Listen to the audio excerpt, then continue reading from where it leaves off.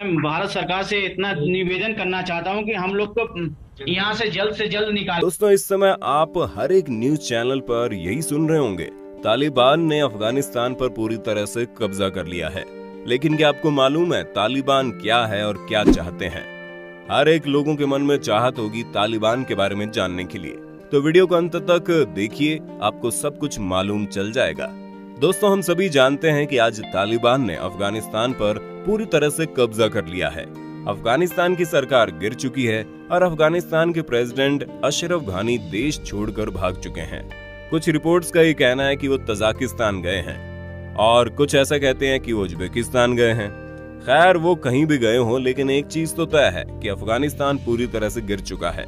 अब यहाँ सबसे बड़ा सवाल ये आता है कि आखिर लाखों की संख्या में अफगानिस्तानी सोल्जर्स होने के बावजूद वो तालिबान के हजारों सोल्जर्स को क्यों नहीं हरा पाए। आखिर आज अफगानिस्तान के क्या हालात हैं, किस तरह वहाँ की जनता रह रही है और इस पर भारत क्या कर सकता है। दोस्तों, इन सभी चीजों के बारे में आज मैं यानी आपका दोस्त विशाल प्रजापति आपको बताने वाला हूँ। बस मेरे साथ वीडियो के बिल्कुल अंत तक बने रहना। इस समय अफगानिस्तान की राजधानी काबुल का बहुत ही बुरा हाल है, क्योंकि तालिबानियों ने पूरी तरह से इस शहर पर कब्जा जमा रखा है। अब दुनिया भर के अलग अलग देश जिनके सिटीजन्स अफगानिस्तान में रह रहे थे, उन्हें वापस बुलाने की पूरी तैयारी कर रहे थे। प्लेन भेजे जा रहे हैं, हेलीकॉप्टर भेजे जा रहे हैं, ताकि हर देश अपने लोगों को अपने देश वापस बुला सके। पर हजारों की संख्या में अफगानिस्तान के लोग अपने मुल्क को छोड़ने के लिए मजबूर है, क्योंकि उन्हें पता है तालिबान के कब्जे के बाद उनका मुल्क पूरी तरह से बदल जाएगा, उनकी जिंदगी किसी नर्क से कम नहीं होगी। पर यहाँ सबसे बड़ा सवाल ये आता है कि आखिर क्यों अपने हजारों सैनिकों के साथ तालिबान अफगानिस्तान के लाखों सैनिकों को हराने में कामयाब रहा। दोस्तों, अगर हम इसका सीधा जवाब दें तो अफगानिस्तान में करप्शन की दर इतनी ज्यादा बढ़ गई है कि वहाँ के प्रेसिडेंट अपने लोगों को कंट्रोल ही नहीं कर पाए। अब ये बात तो आपने सुनी होगी कि घर का भेदी लंका ढाए।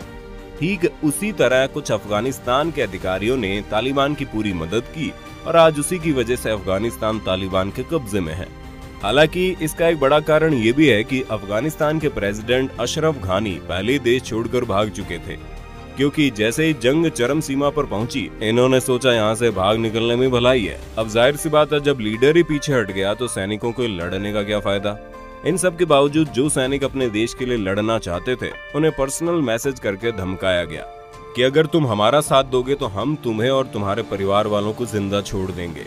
ऐसे में कोई भी इंसान सबसे पहले अपने परिवार के बारे में सोचेगा, तब जाकर अपने देश के बारे में सोचेगा, और यही चीज सभी ने की, जिसका परिणाम ये है कि आज तालिबान पूरी तरह से अफगानिस्तान को अपने कब्जे में ले चुका है। हालांकि ऐसा होने का एक बड़ा कारण यूएसए का अमेरिकन आर्मी को अफगानिस्तान की ज्यादा मदद न करना देना है, क्योंकि अमेरिकन आर्मी तो लड़ने के लिए तैयार है, लेकिन यूएस उन्हें आगे बढ़ने नहीं दे रहा है। और यही सब कारण है कि आज तालिबान इतना ज्यादा मजबूत बन गया है। अब तो तालिबान कब्जा कर ही चुका है। ऐसे में सवाल है कि इसका वहाँ की आम जनता पर क्या असर पड़ेगा। तो दोस्तों, हम आपको पहले ही बता चुके हैं कि तालिबानियों का अफगानिस्तान में आना मतलब उनकी जिंदगी को पूरी तरह से नरक बना देना है, खास करके तब जब तालिबान वही नियम कानून लागू करता है जो उन्होंने 1996 और 2001 में किए थे।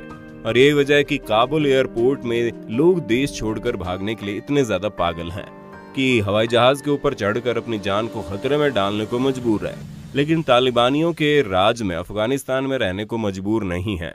अब ये तो खबरें सामने आने लगी हैं कि अफगानिस्तान की लड़कियों और औरतों को जबरदस्ती अगवा किया जा रहा है ताकि वो तालिबानियों से शादी कर ले। वहाँ के कई सारे नौजवान लड़कों को तालिबान के संगठन में ज्वाइन होने के लिए जोर जबरदस्ती की जा रही है। इसके अलावा भी बहुत सी चीजें हैं जो वहाँ के लोगों को रोजमर्रा की जिंदगी में झेलनी पड़ रही है। सबसे ज्यादा जो नर्क होगा वो महिलाओं के लिए ही होगा, क्योंकि तालिबानी कभी ये नहीं चाहते थे कि कोई भी महिला बाहर जाकर पढ़ाई करे या काम करे। ऊपर से हर महिला का बुर्का पहनना जरूरी था। अगर कोई महिला ऐसे नहीं करती है तो उसके खिलाफ एक्शन लिया जाता था। पर अब जब से तालिबान ने अफगानिस्तान में कब्जा किया है, उनका ये कहना है कि हम अपने नियम कानून बदल दे रहे हैं। हम ये चाहते हैं वहाँ की महिलाएं भी पढ़ाई करें और घर से निकलकर काम करें। यहाँ तक कि बुर्का पहनना भी जरूरी नहीं है, बस महिलाओं का हिजाब पहनना जरूरी है। पर दोस्तों, ये तो केवल कहने की बातें हैं। सरकार बनने से पहले हमारे देश में भी कई सारे वादे किए जाते हैं जिनका पूरा होने का कोई नामो निशान देखने को नहीं मिलता। ठीक वैसा ही अफगानिस्तान में भी देखने को मिलेगा। वैसे दोस्तों, जब ये सारी चीजें हो ही रही है तो पूरी दुनिया में अलग अलग देशों ने अपनी एम्बेसी को अफगानिस्तान से हटा दिया है। केवल चाइना और रशिया दो ऐसे देश हैं जिन्होंने अभी भी अपनी एम्बेसी अफगानिस्तान से नहीं हटाई है। तो जाने अनजाने में ये बात इस तरफ इशारा करती है, ये दोनों देश तालिबान के साथ है। यहाँ तक कि चाइना ने तो ये भी कह दिया है कि वो तालिबान की नई बनने वाली सरकार से दोस्ती बढ़ाने के लिए तैयार है, क्योंकि जाहिर सी बात है चाइना अपना विस्तार करना चाहता है, इसलिए चाइना तो अपना हाथ बढ़ाएगा ही। पर अगर तालिबान ने चाइना की तरफ अपना हाथ बढ़ाया तो ये थोड़ी गड़बड़ है, क्योंकि एक तरफ तो तालिबान ये कहता है कि हम मुस्लिमों के हक के लिए लड़ते हैं, तो वहीं दूसरी तरफ चाइना से हाथ मिलाना, क्योंकि चाइना तो वैसे ही मुसलमानों के खिलाफ रहता है। ऐसे में देखना है कि आगे क्या होगा। दोस्तों, अब आप मुस्लिम संगठन तालिबान के अफगानिस्तान में राज करने की वजह और मौजूदा हालात के बारे में सब कुछ जान गए, पर यहाँ सवाल ये आता है कि आखिर भारत इसमें क्या कर सकता है। तो दोस्तों, हमारे भारत के लिए भी ये कोई आसान बात नहीं है।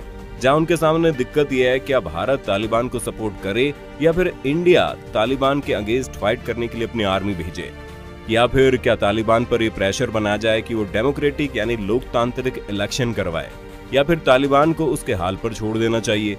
वैसे भारत में इस विषय पर कई सारी चर्चाएं चल रही है, और जिस हिसाब से हम इस चीज को देख रहे हैं उसे देखते हुए यही लग रहा है कि भारत चुप नहीं बैठेगा। वो किसी न किसी तरीके से तालिबानियों द्वारा किए गए इस कांड को ठीक करने की कोशिश करेगा, फिर चाहे वो बातचीत से हो या फिर गोली बारूद से। अब आपका इस पर क्या कहना है हमें कमेंट में बताइए, और इसी तरह की